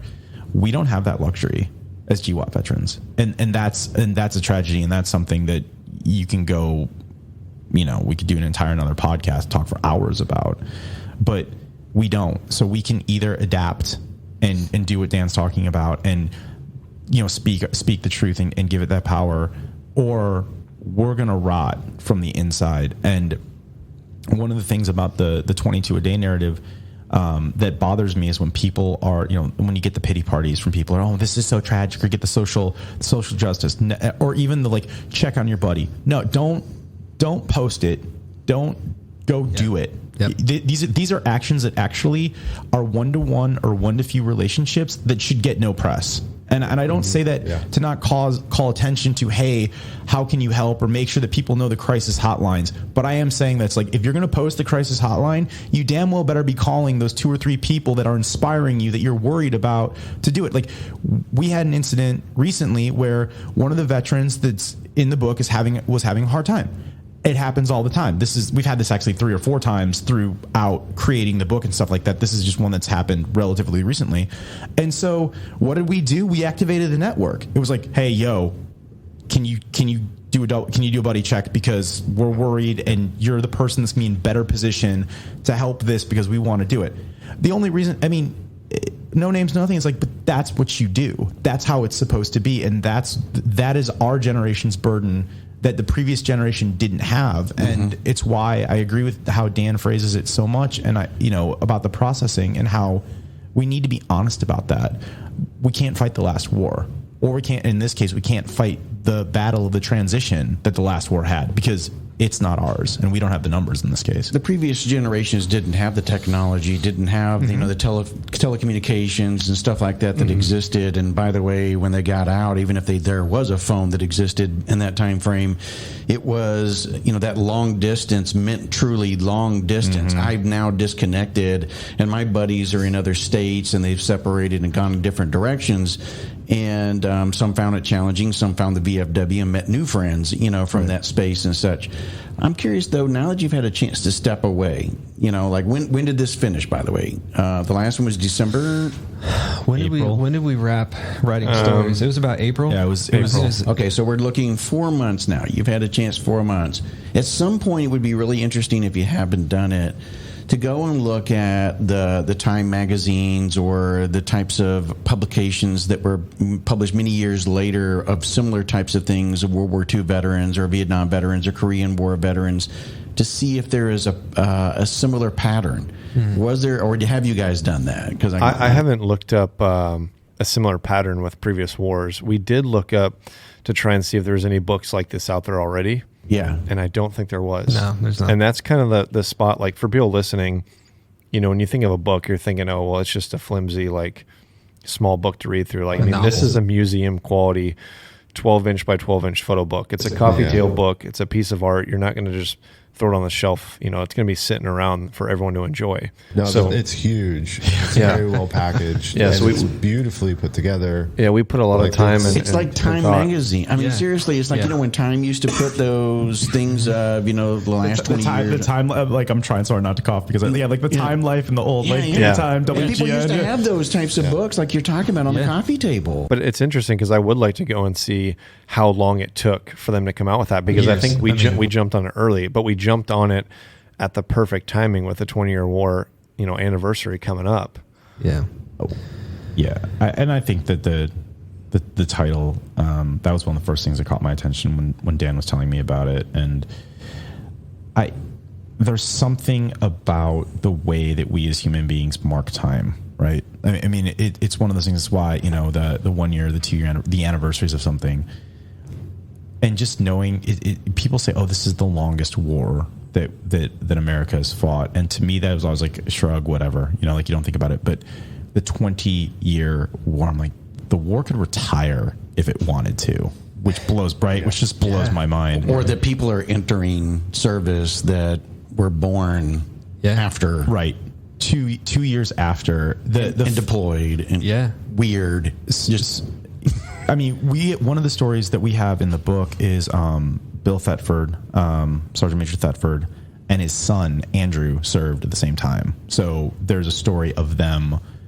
But right now, which is awesome, but Andrew was, you know, in his 20s when, you know, he bounced around a little bit, you know, and he just decided that he was going to ultimately, you know, sort of follow his. Well, that's not fair. That's not fair to Andrew. He decided that he was going to enlist of his own accord. Yeah. I don't want to say like followed in his father's footsteps. Andrew's his own man, and I feel that that's very important. And he's awesome. I love him. Like, they have a great relationship, but let's be fair to that. But right now, I have friends whose kids were born within, you know, plus or minus 2 years of 9/11. So either 2 years in front of it or 2 years behind it, decided to actually follow their father's footsteps. Their dad is still in the military right now at senior level, enlisted or officer, and their kid's in right now. Like, and in the case, especially if it's the 2 years in front, they're officers. Like, there's two officers serving at the same time. And the but kid it's was different. born before. That's happened before, but not necessarily. It's never happened in the same war. Exactly. Maybe within a 20-year span. Yeah. A 25-year span. You know, you have, my old man's an admiral, or whatever, and they're both in, but that's Cold War era, or that's he served Vietnam and Korea and or whatever, but I'm Cold War. It's different. Well, I think the 20-year thing is kind of significant because that's about the age we are when we join, and you kind of get frozen in that time frame. Yeah. It's like hard. Like you were talking about, like living a persona-driven lifestyle, and Ranger, it's a persona, and you like put it on, and you wear it until you transition, and then maybe you keep doing it. But I think when you think about like 20 years, like that's seems like my whole life. I served 20 years, and I can tell you that it's like a blur. Of serving 20 years, but having done it through a combat, in rotations, there's a difference, and I totally respect that part of it. That we're talking about a different level of veterans or a different set of veterans. We're all kind of connected, but you know what I mean. It's just, So I think when I start looking at something like this and this compilation, I'm hearing though some of the same challenges that happen no matter what time frame that you get out. I think it is. You hit it right on the nail on the head. It's the same issues. I was somebody here, and I'm not going to be that person any longer. Whatever it was, and you may not be. I remember a wife telling her husband when he said he was going to retire. She's like, "You do realize you're not going to be sergeant major anymore when you walk out the door. You do realize that." And she was dead serious. He thought it was jokingly, but he lived the persona of being a sergeant major all the time. Loved that aspect of it. Right. Then you take off the uniform, and like you said, I thought that was really cool too, because you take off the uniform and you don't realize that when you remove that, it's not just the image of who you or the person you portrayed, but it's also you were a part of something much bigger than yourself that you think, oh man, I can't wait to get out of these damn clothes. I mean, even when we're in initial entry training. We can't wait to get our civvies back on. We can't wait, And the truth is that, later on it catches up with you and you start realizing, nah, man, I really enjoyed those moments and I want to somehow connect. And I think that's what's great about these types of platforms, whether it's book, it's audio, and I know you guys do a podcast as well on top of it to talk about these types of stories, is that it allows people who are listening or reading to even connect in a different way as well. Yeah. Well, and it's funny that you were talking about, like, we can't wait to take off our uniform and put our civvies on, but that's a two-way street. Like, I was just thinking, I was laughing so hard because at 30th AG, you're salty if you have your, now your multicams on, right? I mean, you've been there 3 days before everybody else, dude. You know nothing, buddy. But man, I'll never forget walking like, oh, they're not in PTs. I'm going to date myself here. They're in BDUs. Oh, right. Ooh, look, their boots are shiny. They don't, and now, you know what I'm saying? Like, like those are the things you do. And still to this day, like how, people that are in, you judge someone like by their gear. Like, are they a geardo or are they a special ops guy? Ooh, they've got they've got the cries, or ooh, they've got this. It's like people that are out are doing that too, though. Yeah. Oh yeah. They're the worst. You can spot them. Yeah. You're seeing it all They've over. rapidly become the worst. And I just think it's funny because we were looking through the pictures and we were talking about the OG, I mean, deep second Ranger Battalion tactical tailor stuff that one of the guys in the book, Joel Carpenter's wearing, like the original vest, and we're just joking about it because it's almost like everything's old is new again, and it's just but those two-way streets of, and I think it speaks so much to the identity, right? And I think that's what makes the transition as a military, as someone from the military and as a veteran so hard, is because you wanted something at times so badly when you're in uniform, like, oh my gosh, all I want to do is put my civvies on. I want to put my hat on backwards, and I want to forget about it. Like, I'm so done and with walk on grass. Right, exactly. Yeah, walk on the grass. Like, I still struggle with that. no, yeah, no, seriously, like I'm gonna walk on the grass, right? And Seriously, it's like stupid, but it's just one of those things. It's ingrained in you. And then at the same time, you remember all, it's not an accident that I have all my Ranger plaques all over, my office or my house. Or Do you have an I love me wall? So I had one in my old place, and then really just the way that to set up my new apartment that I just moved into in Omaha, it just didn't look right, if that makes sense. But I've got everything's all still up. It's just in different spots. Places. Except for I think I'll put it up, but I have my American flag that I had an AC-130 gunship in 04 fly for me, and I had an A-10 fly it because I was working staff, so they'd like come in for A-10, coordinations. That's cool. Yeah. They'd come in for coordination. I'm like, hey, yo, can you fly my flag? They're like, oh yeah, man, we got you. Right. So it's like everyone. It was on a couple of Blackhawks. I mean, it just SOAR was like great. Like this is what we. So that has a lot of well, that means a lot to me. Right now, it's folded up on a shelf. It's not. Yeah. It's not flying. But Dan, do you have one? Yeah. So what's interesting is I had one and I put it in a room that nobody ever saw. Mm-hmm. And again, it was one of those things that even like people I went to school and stuff with, it would usually have to be somebody else that would see it and then like pull other people to go look at it. But again, I've realized, it is good for people to see what I have done. So yes, it's in my house now, and it's actually on a wall, like up my stairs, so that anybody kind of going up the stairs can see it and, stop and whatever. But so many guys get, a bad rap, or, they get a hard time about the fact that you have one of those types of things. What I found is I didn't put mine up for a long time frame. It was actually my kids and my wife who it's sort of like finding, I literally had them in these tote bags and everything, that was stuffed away in the attic. And they were like, either throw these damn things away or put them up, was kind of what my wife said. And the kids said, well, you need to put it up, put some of this stuff up, And at first I was like, I don't know. What I found, though, is that on occasion, it's nice, and I have it in my office, and it's nice every once in a while just to look on the wall, and a flood of memories can come back. And so the sound bites that we talk about, that as you get older, the big memories that you're trying to capture here now become then sound bites in photographs instead of a movie. And so it's so important then to capture the audio in the movie, because otherwise those sound bites and pictures create fragments that just don't complete a story, and it's harder to do. But we then have those flashbacks and those memories by looking at it. and it does give you that sense of connection and that tribe, even if you're just looking at a coin or a challenge coin or a patch or something like that for a moment. I think it's almost cathartic in a way. Yeah.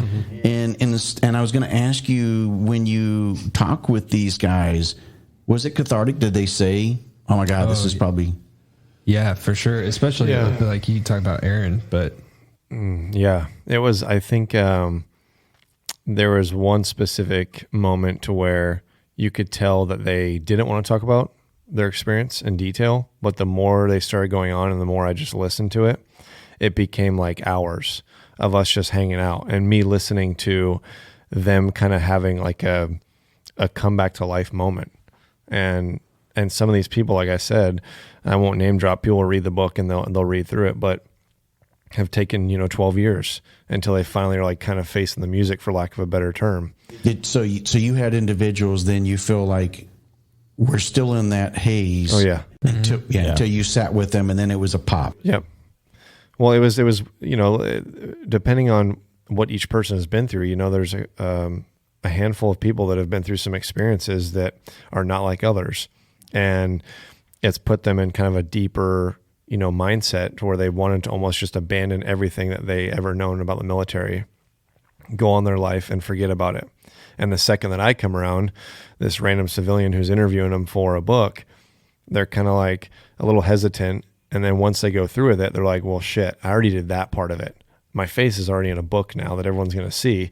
I might as well jump back on board and help out in any capacity that I can. So it's been pretty cool to see the friendships I've made out of these veterans who are in my phone that I can just call up, and we'll go out to lunch, or we'll go kayaking, or we'll hang out.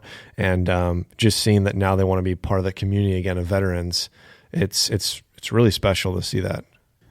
And Robert, you'd mentioned earlier that Beau not knowing as much as the other four of us was an asset on the project, and it absolutely was. Like he was so earnest and he was so authentic of just trying to tell the story that the occasion, and you'll hear like he'll pivot away from like the 5 questions, like ask a follow-up, and it is one of those questions that unless you are as earnest as he was and as authentic as he was, and sort of, I don't want to say ignorant, but that's just the word that's coming in mind, of what he was asking, like that question would have gone south in a hurry. Yeah. And in a hurry. There's a couple of times I'm like, I'm texting you, like, please tell him not to do that again. Like, don't worry. Well, but how many people no. But the reason that I say that, and I actually think that to me, it was actually one of the most powerful things that I'm going to remember forever about the project is that, and this is the two-way street, and this is what I would say for the non-veterans or the non-military that's listening right now, is that as long as you don't ask the really dumb questions like, did I kill anyone? Yeah. What's it like watching my friend die? Like, I mean, just the table stakes dumbassery questions. Like, if you're not asking that, but if we as a community really feel like you're asking to understand, if you're asking so we can start having a shared lexicon, we're really open to it. And it was one of those things where I think this is where having been at Ranger Up and worked in media and stuff like that sort of hurt me. And I had to like recalibrate myself. So I'm so used to talking points. I'm so used to, you don't go here. And like, so he would say something like, oh my gosh. Like, I mean, at one point he's asking a literal living legend of the special operations community, like how many times he's deployed. Okay. Like, and very politely sort of gives him the soft Heisman on it. But it was just like, and it was in good humor, and everyone took it that way because all he was trying to say is like, I want to establish genuine. I want to establish your credibility with our audience that you've done things that you've really served. And like, that was the spirit it was taken in. And I just realized that I had to recalibrate myself and remind myself that when people are asking me, to get off my, shed some of the things I've done in the past, because most people really are. If you ask with real authenticity and you're trying to establish that shared lexicon, that's one of the best things that you can do. Don't be afraid to ask the question. Don't be afraid to approach us. Again, as long as you're not asking the ones that ladies and gentlemen, that's a bad question on some of these. Okay. Like, don't ask those, but we're here. We want to have that conversation. Especially in this moment right now, as the war's winding down, and we're really wrestling with this, and we're like I said, like we're trying to do some crazy things. Like most of us are open to that if you come at it with authenticity and you come at it with humility. And it might take a second to open up. I mean, Beau really does have a gift to get people to open up quickly. It might take a second, but we're not, I would say as a community, the thing I'm noticing in the past 3 or 4 years is that we're way less. And I think part of it's just because of the leading edge, like myself being 40 now. You know, it's just that number. I think we're putting enough space and enough distance and that we want to talk about it. I think that there's more. I think that, you know, yeah, the 20-year war is great, but I don't know if this book could have been done as the 10-year war, just because I don't know if the community was ready. And I'd really be interested to think what you guys think about that. But that's one of the things I've also started to realize as we've been talking about this book more. You know what I would be interested in is obviously we're very prideful of this book, and we're hoping that more projects will come from it like it. Maybe we'll do more books in the future outside of other things we have lined up. But I'd be curious to see other books like this come out, or for it to inspire others to like share more stories in some other capacity. How many subjects do you have in this? 71. 71? That's not that many people for 20 years worth of work. And you could do a volume 2. Yeah. I mean, we've talked about it. We've talked about a lot of different things that we want to do. And I agree, you know, only capturing 71 stories is nearly not enough. I mean, that's an ambitious amount of people to interview. Yeah, it was a lot. I mean, and especially in the time frame of 3 months. was No, I was looking at that, like when you guys started the project, and like now I have this in my hands. I'm like, that's a lot of work. Well done, guys. So fast. I'm going to totally tattle on myself for a minute because this is one of the best stories, even if I once again proved I'm a dumbass. So even before I started writing, Dan called me up and he's basically like, bro, like pitches me. So I'm like, yeah, that's great. I'm like, how can I help? He's like, I need your little black book. Like we only have 7 veterans at that point. Yeah, maybe. And then he was like, if you want to do it, you'll be like 8, like 7 or 8. I can't remember. I'm like, yeah, totally in. And he's like, I'm like, great. Yeah. I'm like, all right, I'll totally do it. So, Bill Butler, Colonel Retired Butler, who is the chief of staff of the National Veterans Memorial and Museum. I'm like, he's gonna be perfect. He's got all the. I'm like, and so I'm so excited. I'm like, Dan, hang on. Like, he's on the phone with me. I'm like, I'm banging out the email to him. I'm like, Billy, you got to check this out. Send it.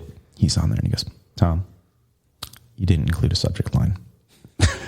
they're gonna think it's spam. Yeah, and I'm like, spam. Shit, right? And then but it was even better is that like 10 minutes later, Bill immediately gets back to us and was like, how can I help? And then the next person that I emailed in the succession, and I did go back and look at my emails, it was him, was actually General Votel, because I had served under him on staff. So I had been his school's NCO. I was like, hey sir, you know, we need some help. And he's like, you know, absolutely. And I start going on the chain.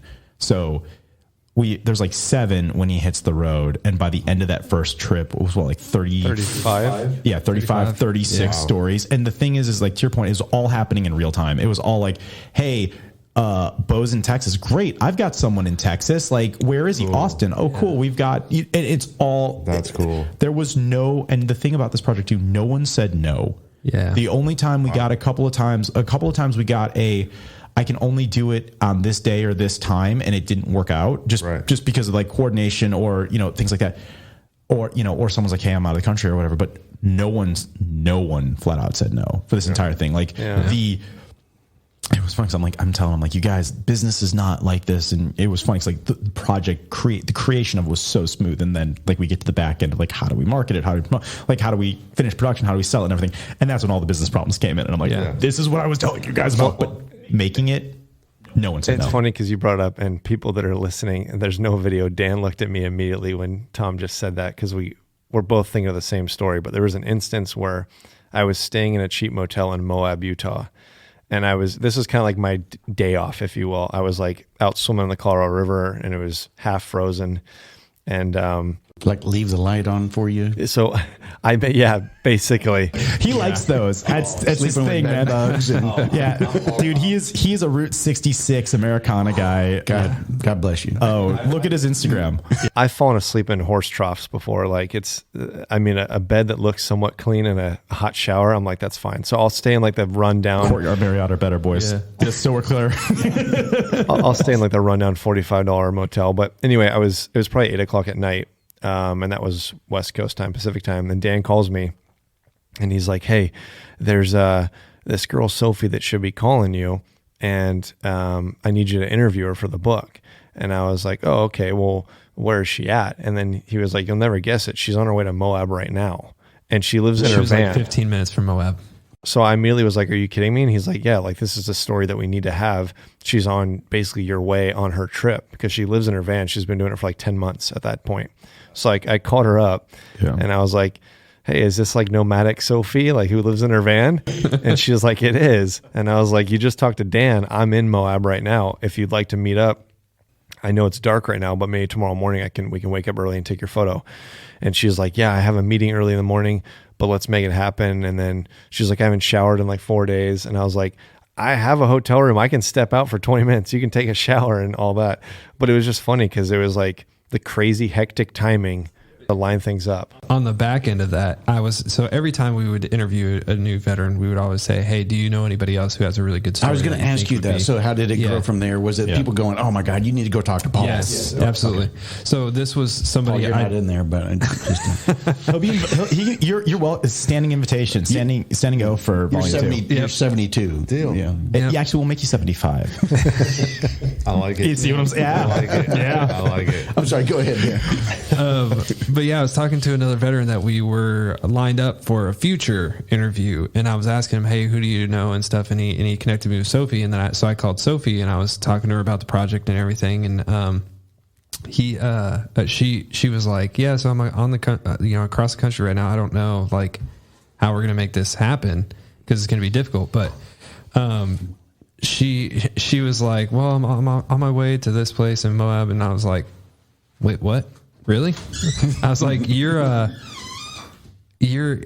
literally on your way to the guy who takes the photos. Yeah. I was like, you're on your way there. I was like, if it works out for you, since you're staying there, can we just go ahead and do it tonight? And she was like, I guess. And I was like, all right. I was like, let me call the photographer. And these like, are like cold calls. You're not like, no.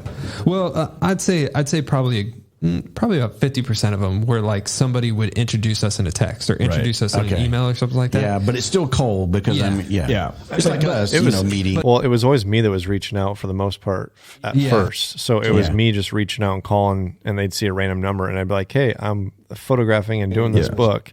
And I'd have to get probably a couple minutes into the conversation. And I think, veterans are smart. They use their intuitions. And I'm always a person that follows my intuition. And I think they wanted to test it out to see if it was legit. And then after the first couple minutes, they were like, just like totally relaxed. And I think the key thing is like every time we had these conversations, it was we want to tell the stories. We told them the structure of how we wanted to do it. And it was very much like, we want to focus on your transition. And that opened the door for every veteran. That's why we didn't get a single no, because veterans are definitely still very close off and telling their combat stories. Yeah. And telling their stories of like serving in uniform. But I think every veteran's open to being like, this was a shit show for me. Yeah. And let me tell you why. Or this was a horrible experience for me. And let me tell you why, or whatever the case may be. But they're very open to talk about what they're doing now. But it's, and like what their experience was like. Yeah, but that's also the story that needs to be told. And that's the thing that I think that the format that we had of, because for the veteran, what we want to be able to do is express, at least the theme that I took from the book and the Power of Reminders, is we want to express how we are Americans first and we are still serving our community. Mm-hmm. And we want you to see that when we took the uniform off, that wasn't the end. It was just a chapter that closed. I think that the way that we sort of, entice, I guess is the word I would use, the average civilian who's curious is because the way we started is, well, why did you want to serve? Especially one of the questions that I've gotten so much, and I just have to deflect and say I enlisted in 1999, man. I wanted to jump out of airplanes, shoot automatic weapons, blow stuff up, and get some money for college. Like that was my But so many people are like, well, why would you enlist in 2007? Right after why would you go in 2004 with Iraq raging and Afghanistan finally being up to speed? Why would you even enlist in 2011 the way that we had some of these people knowing that, as Iraq's winding down, there's this surge buildup in Afghanistan, and then or even the later people say, well, Osama bin Laden's dead. Why would you continue to fight this, these things? It's like, so that's how we start. So they get to answer that. Then it's like, okay, this is what they did. And then we kind of get to what we feel like is the meat of it. And like, this is what it took for me to transition. This is what I'm doing, and then this is what I'm doing now. For me, that was what was so exciting when Dan was pitching. It's like, I want to be able to show who these men and women are now. That's why the portrait's so important, is that we're going to capture a moment in time, yes, but the moment in time is who they are this second. Like, all these shared experiences have gotten them to this place. And that, to me, is ultimately the power of what we're doing. And I think why all these stories need to be told. And I really hope that, to Beau's point earlier, that there are other content creators that see the value in a format that's similar to this, whether it's podcast, whether it's a documentary, whether it's a movie, whether it's another book that they want to do, if it's more long form or pictures, like whatever. But it's just, the more America and the more the world can see what happens after, right? Because so many people think that you get out of service and like the curtain closes, right? And roll credits and that's the movie. No. The movie starts, actually. Like, that was just the trailer. The movie really starts after that, because at best you're going to spend 30 years, which is roughly half your life, in that uniform. That's the best someone's ever going to do. But most of us, what's the statistic? I think it's like 72 to 74% are single enlistment. That's the military. That makes sense. I'd have to go back and double check the number on that, but that's close. So it's really just a blip in the radar. It's like, we decided that we were going to go to the military and go to college. We just decided to tack on that extra, 2 to 6. And I still think that there's such a disconnect with the American population about that, where they see, the careers and they miss. Well, one thing I do want to put in here, because I feel like we don't talk about it enough, is General Votel wrote the foreword for our book, and if you read all the way like towards the end of his, he specifically calls out the themes that we've been talking about, but he figured this out himself just by knowing kind of some of the stories that were in it. Was, we hope that as people read it, not just veterans but also civilians, that there's 71 unique stories, and you're going to either find your path through their story, or you're going to find some form of connection and understand that you're connected to them, veteran or not. Yeah. And that's the same thing that happens, by the way, in these types of platforms too. And, there are a lot of civilians that listen to this show, and it's the same thing I hear is like, listen, sometimes I listen, I don't understand the acronyms you guys are talking about. Sometimes it's just a cool story, but there has been many times that I've taken something away from the conversation. And that's what we always said. If somebody's listening to a platform or a show like this, and they're able to take one nugget that either they take an action from, or they have somebody else take an action, like, hey, you ought to do this, you set out to do the same thing in the book. Right. And, it's that giving back, that sense of service, that trying to explain that we need to remain connected, all those types of things. And it's just a different platform. I don't think there's enough people that are trying to bridge this gap that you guys are trying to do too, within the civilian and the military, because both sides, having been on both sides now for a long period of time, it's them. It's those guys that served, and they may have a story of like, yeah, I wanted to serve, but and then there's the veteran community that on occasion goes, well, it's those guys, they don't understand us, or whatever. As long as we keep making excuses and we don't come together to understand each other's stories, because we have stories both sides, we're just not going to bridge that divide. We're going to keep making it fragment and break it apart. And I think too, and this is one of those things that struck me about all of the veterans that we had and what they all chose, because one of the conversations we all had was, okay, well, what if we don't get a real story? What if we just get someone's talking points? What are we going to do? Right? That never happened. Possible. They all truly chose to be authentic. I can think of one time where we had a conversation of will we or won't we include something in the book, and it was not about their story. It was about, was it appropriate to tell that facet given how we structured it? There was one time out of 71, and ultimately there was a really short conversation because we were going to keep it. I think that, to your point, like, yes, there's so many fragments and everyone's screaming into these echo chambers. And there's one thing that since, Dan and I've really experienced, talking in the press with some other things with what's going on, overseas, and, plus trying to promote the book, is so many people have a talking point. They don't want to talk about the authenticity. They don't want to talk about the truth. They want the talking point in 30 seconds And if you don't get it in 30 seconds, you think that you're either not coming back on the show and this is how you're going to do whatever, or your ratings are going to go down. And, and it's the same thing with, I didn't get enough likes on this post. And, going all the way back to, like I said, like at Ranger Up, we were some of the original true Generation 1 influencers in the world. It's not what we're necessarily intending to do, although we're certainly trying to get our name out there. And it's like watching that and watching all the evolution of all that stuff. It's like, I was literally had my finger on the button to delete all of my social media the day before he called me. And it was only, I was like, all right, well, and I don't know why I didn't do it. I'm glad I didn't, but it's like, I was so done with it. And I really, truly don't like the social media game because I know what it does, because it lacks that authenticity. It just reinforces that echo chamber. But if we're going to get there, both the civilians and the veteran communities have to put their walls down enough to like try and have an authentic conversation. And they need to have the courage to get past talking points and talk the way that we are right now. Mm-hmm. And I think that's where social media can come in and be a good thing. Like there's a lot of design for it to be a good thing for community, but it's like what's going on with Afghanistan. You see half naked girls posting photos in the mirror and they're like, pray for Afghanistan. You're like, really? That's what you decided to post and pity for the people. All right.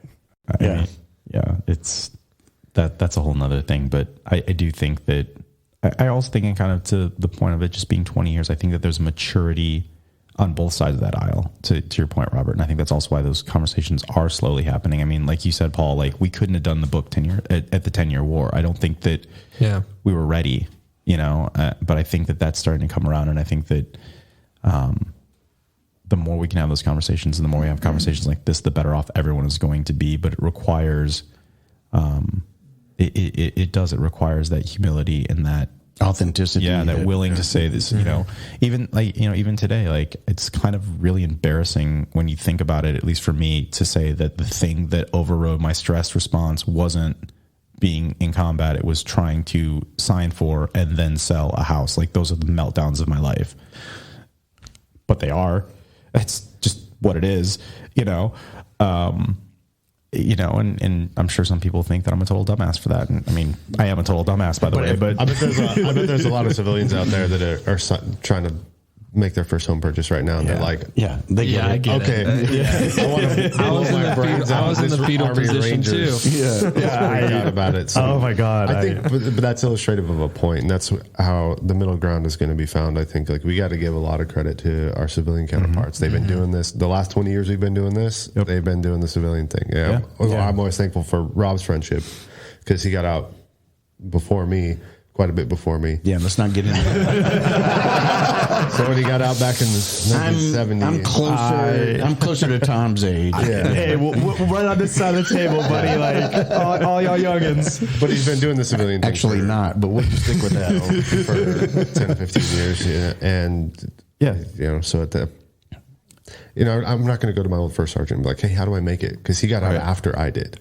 And I think in the book, like, you're going to find people that probably had incredible careers and their transitions were harder than some people who had shorter careers, maybe fewer accolades, and they transitioned more smoothly. Well, that was one of the things that J.C. Glick said in the book that I thought was so smart. He's talking about like how you transition. And one of the things he said is he's like, find a civilian mentor. Yeah. Do not go back to your old network. Develop your new network and find a civilian mentor because they are going to show you the way forward in this new process. And I was like standing going, duh. That's your cheat code right there. They've been doing it the whole time. Right. And I've never heard that actually. So that's just, I mean, you would think that we have all heard that before. You would think. Right. Yeah. It's like, this should be common knowledge. Everybody should understand And this. instead what you hear though is like we talked about earlier. It's go find your veteran who's been successful through the transition. Yeah. And can I mean, I'm telling you, if you're the college-aged veteran, go find a professor, okay, and go find that one professor, and flat out be like, listen, I'm trying to make it. I need some mentorship, and have that humility. It'll work out for you. If you're new to the job, find that manager that you trust, and say the same thing, and be like, look, this is how I'm trying to do it, because like if you do that. You start a conversation, you're going to start the ripples in the pond, and it does help and it does get better. Mm-hmm. And if there was one thing that I learned from how painfully awful, I mean, like seriously, I I had to leave the country and be by myself for 5 months with a backpack. I mean, that's what it took. Like, that's how bad my life fell apart when I finally like went on tilt.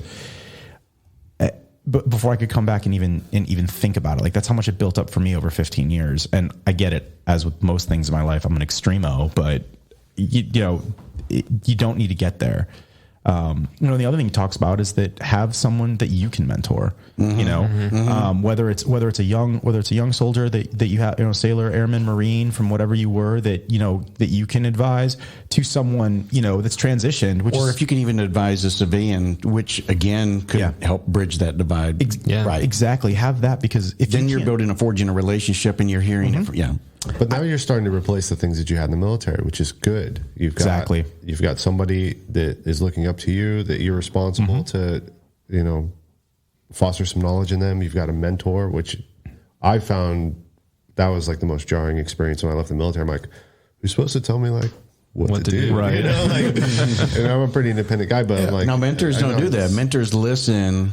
And then they say you've got to figure it out based on X, but they don't give you the path. Right. And that's the difference, is you're not supposed to be the person. That's a coach. Right. But when you're in the military, you always have a guide. Yes. Okay, well, I'm going to be standing in that guy's boots in 6 months to a year if I do these things. And he's going to help me get there. But the other thing is that your mentor, also a good mentor, also reminds you, is just as, effusive with their praise as they are with their critique. And I think one of the most amazing moments of both Dan and I's life happened this week when we did an interview on CNN, and we just get an email from General Votel. He's like, boys, caught your interview on CNN. This is one of the best explanations of this horribly sad situation that I have heard. Good job.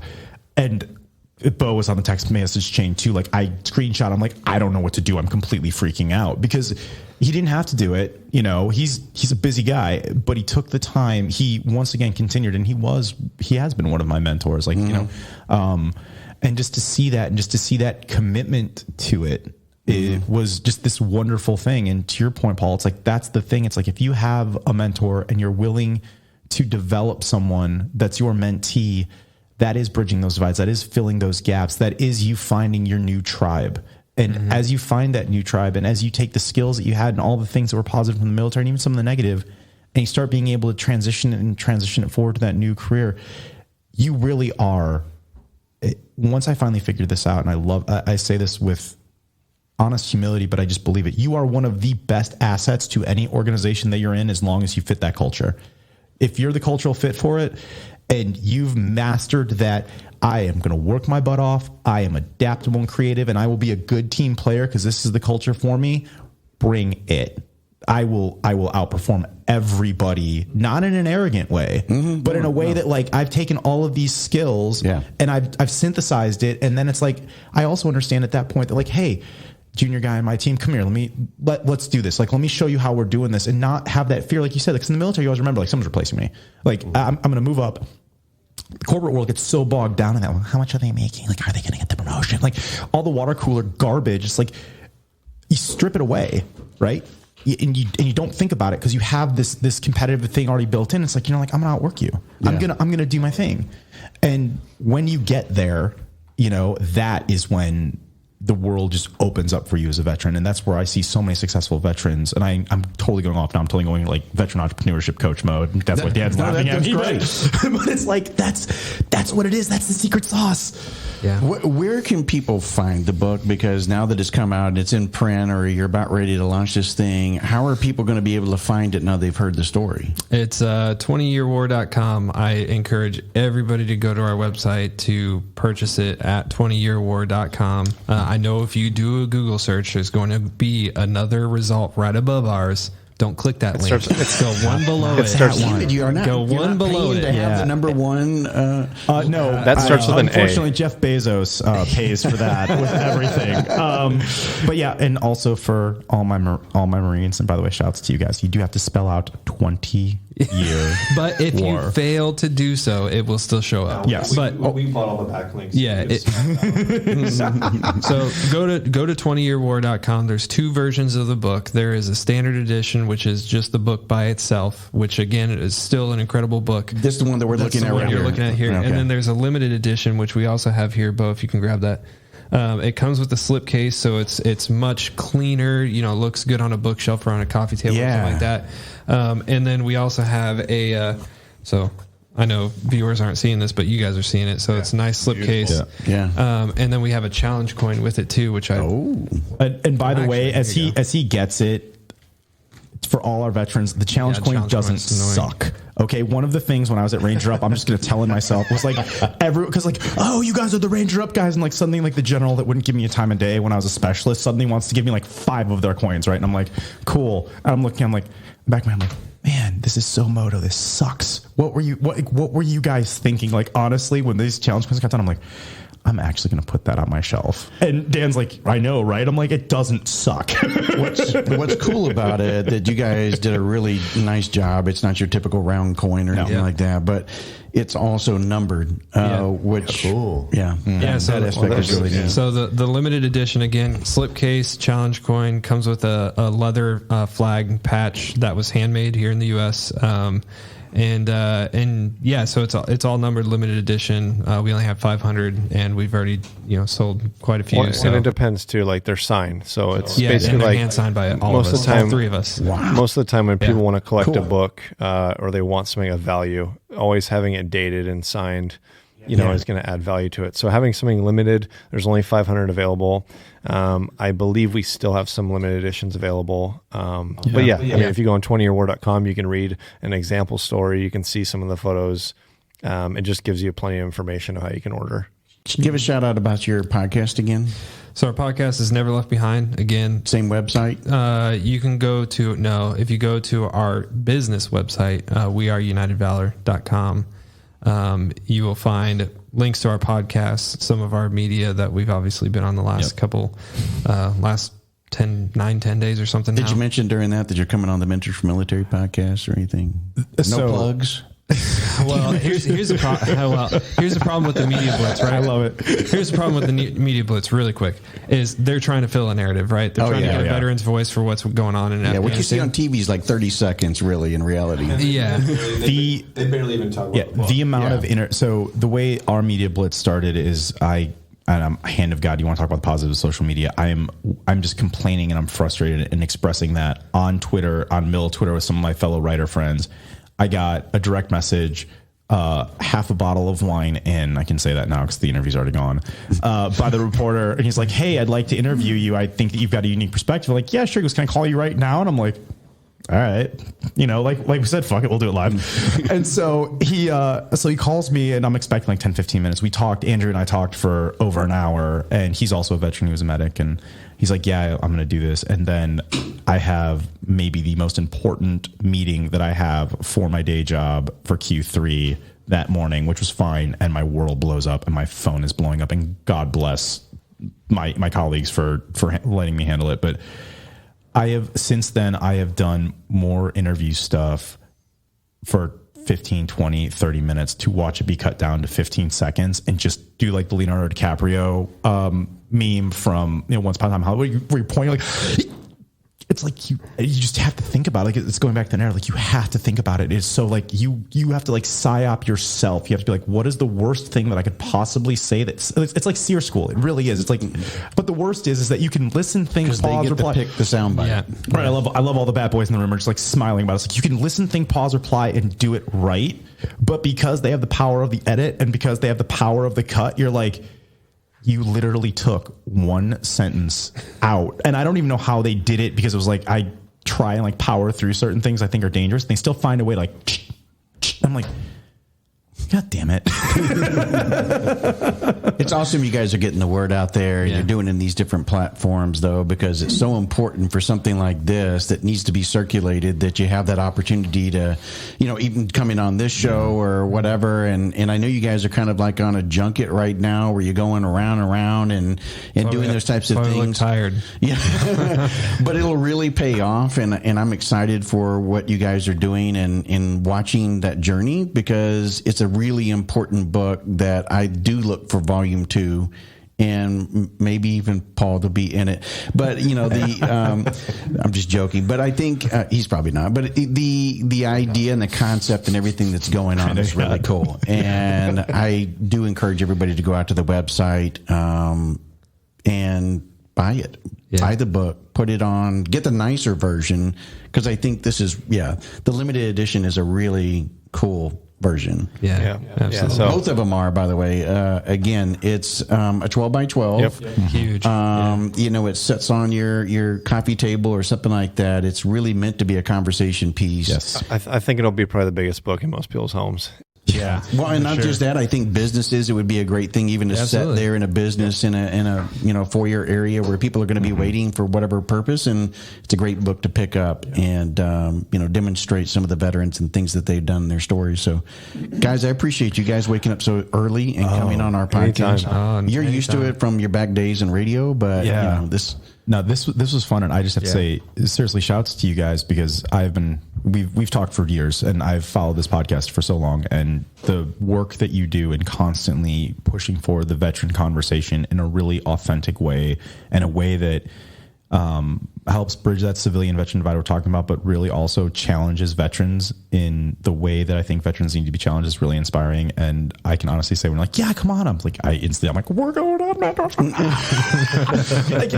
It's just so weird to hear that from us. I really do appreciate that, but it's really weird, Well, and you get it. I mean, That, people used to do that to me at Ranger Up. They come up to me and be like, hey, Tommy, tell me about this story. And like one of them that people would always ask me about is that we jumped in Canada. I got a concussion. I got super drunk at the Wing Exchange and got the Canadians to sing Blame Canada in rounds, because that was when it was out with South Park. And everyone's like, so what? I'm like, concussion? Second time I'd ever been drunk in my life, because I was a good little fundamentalist Christian kid that was like rebelled in that way in high school. Bro, this is the best you're ever going to get of this story, okay? Although ironically enough, just because he's there, another guy that we like, Mike Burke, Sergeant Major now, does his own podcast and stuff. Mike was the one that actually like dragged me back to the barracks. Another one where Bad was like, come here, Junior. It's like, I don't remember. Like, this is the best you're going to get. But people will do that to me all the time. So I do get it. I promise you I appreciate it. But at the same time, the compliment is, I mean it from the bottom of my heart. So thank you guys for what you're doing. Appreciate it, Tom. Thank you. Appreciate it. Appreciate all of you guys doing it. And again, thanks so much for coming on. Yeah, thank you so much. Thank you.